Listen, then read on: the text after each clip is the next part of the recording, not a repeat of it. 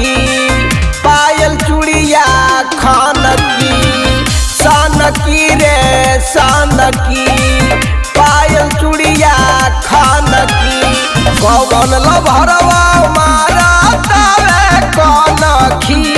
कौन लभरवा मारा तावे कौन खी लगन में छौड़ी खा के घूमे सान की रे सान की पायल चूड़िया खान की।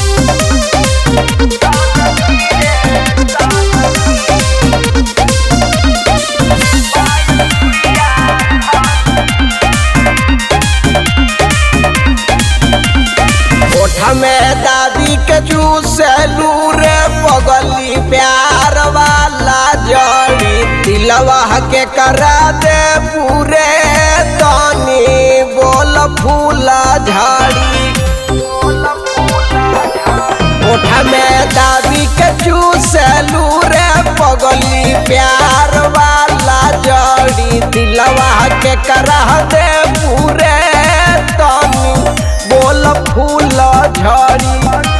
समर की छवड़ी के भी मनवा टाना की सवर की छवड़ी के भी मनवा टाना की लगन में छौड़ी खा के घूमे सान की रे सान की पायल चूड़िया खान की।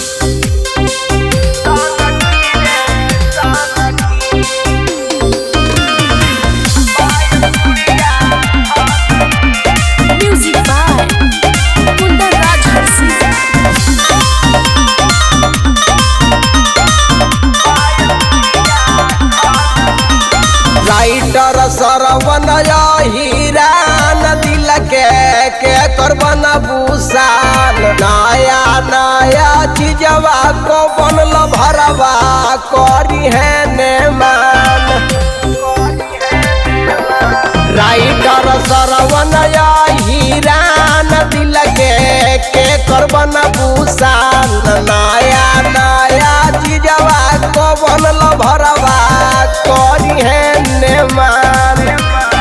चढ़ल जवनिया सबवा जैसन फाना की कहे नगीना सबवा जैसन फाना की लगन में छौड़ी खा के घूमे सान की रे सान की पायल चूड़िया खान की। लाल बाबू डिजिटल रिकॉर्डिंग स्टूडियो बेतिया।